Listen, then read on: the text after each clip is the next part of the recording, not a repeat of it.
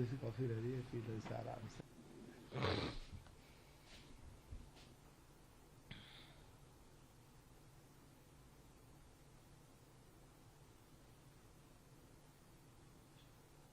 जी sir, प्रधानमंत्री मोदी जी ने बोला है कि हमारी बहन और माताओं की जो सपने हैं वो क्रश्ड हो गए, ये जो बिल पास हुआ। दोबारा से मैं उधर देख रहा जी था। जी, तो प्रधानमंत्री मोदी जी ने बोला है कि मेरी माताओं और बहनों के जो सपने हैं वो क्रश्ड हो गए। देखिए, माननीय प्रधानमंत्री जी देश की वास्तविकता को समझते हैं और माताओं बहनों की जो सोच थी उनको भी समझते हैं। इसलिए उन्होंने कहा कि उनके सपने ध्वस्त हो गए हैं, क्योंकि जिन्होंने बिल गिराया, अगर उस पर जाए तो सो कॉल्ड इंडिया गठबंधन की सबसे बड़ी पार्टी कांग्रेस, उसमें दो लेडीज हैं, माननीय सोनिया गांधी जी और माननीय प्रियंका गांधी जी, दोनों सांसद। और हमारे देश की आबादी 147 करोड़ में से आधी आबादी करीब 73.5 करोड़ महिलाएं ये सपना देख बैठी थी कि विधानसभाओं में, विधान परिषद में, राज्यसभा में, लोकसभा में अब हम भी पहुंच सकते हैं, क्योंकि बड़ा एक 33% महिलाएं जाएंगी और सीट भी बढ़ रही थी। और वो बिल जब गिरा तो उनके सपने चूर चूर हो गए, वो परेशान हो गई, वो दुखी हैं। जो त्योहार मना रही थी, डांस कर रही थी, खुशियां मना रही थी, वो उनकी खुशियां अधूरी रह गई। तो माननीय प्रधानमंत्री जी उनकी सोच को भांप करके कह रहे हैं कि उनके सपने चूर चूर हो गए। तो बिल्कुल एकदम ऐसा लगता है कि माननीय प्रधानमंत्री जी वास्तविकता तक पहुंच के और उनकी सोच को उजागर कर रहे हैं। आपके ठीक हो गया ना, छोटा हो गया? हाँ, ये सही है सर।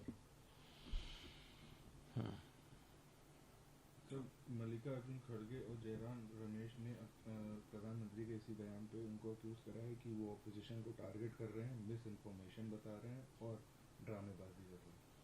देखिए, खड़गे साहब और जयराम रमेश साहब, खड़गे साहब जिस दिन अध्यक्ष बने सनातन धर्म के खिलाफ बोले, कुंभ में डुबकी लगाए से क्या मिल जाएगा, कुंभ के खिलाफ बोले।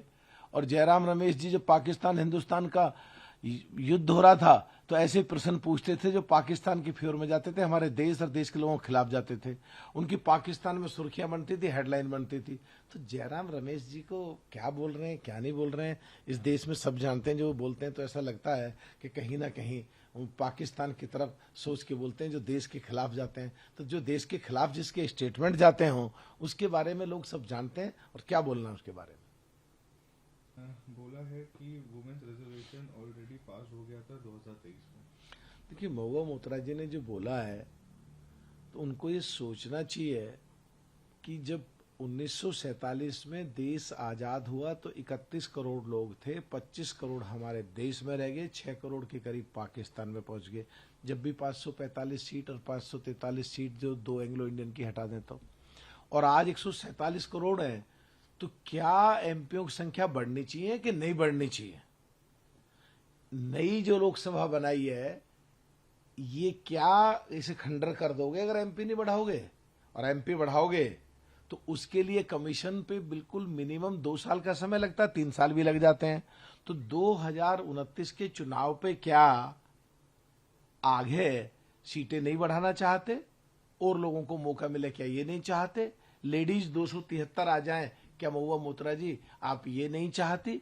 तो सोचना पड़ेगा क्या बोल रहे हो आप। तो लेडीज हैं, और लेडीज के लिए पूरे देश में जो खुशियां त्योहार मन रहा था, आपको तो उनको सपोर्ट करना चाहिए, बजाय उनकी खिलाफ जाके ऐसा काम कर रहे हैं। जो देश की 73.5 करोड़ के करीब जो आधी आबादी है महिलाओं की, 147 करोड़ में से जो उनकी खिलाफ बात जा रही है, आप तो कम से कम उनके साथ मत खड़ी हो, आपको तो उनका फेवर करना चाहिए।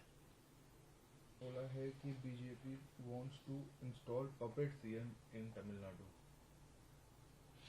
राहुल गांधी क्या बोल रहे हैं, किसको पपेट बोल रहे हैं, अपनी पार्टी के नेता को क्या बोल रहे हैं, उनकी पार्टी के नेता क्या बोल रहे हैं, सहारनपुर के इमरान मसूद सांसद क्या बोल रहे हैं, कोई प्रियंका गांधी जी की तारीफ कर रहे हैं कि G23 ग्रुप की बात हो रही है, राहुल गांधी जी किससे मिलते नहीं है, कुछ ये बात कर रहे हैं। राहुल गांधी संसद परिसर से निकलते हैं, देश की इकोनॉमी डेड। राहुल गांधी क्या बोल रहे हैं, कहीं हरियाणा के चुनाव में जलेबी फैक्ट्री में 50,000 लोग लगा रहे हैं। तो लोग क्या, आजकल राहुल गांधी जी क्या बोलते हैं लोग बहुत सीरियस नहीं लेते हैं।